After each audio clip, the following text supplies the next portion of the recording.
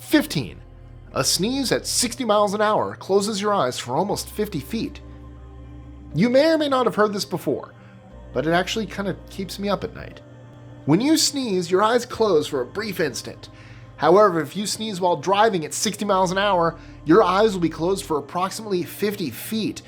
According to one 2014 study, drivers who temporarily lose vision due to sneezing cause 2,500 accidents in England every week.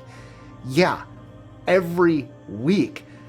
Now, what are those stats in the US, where we have more landmass and significantly more cars on the roads?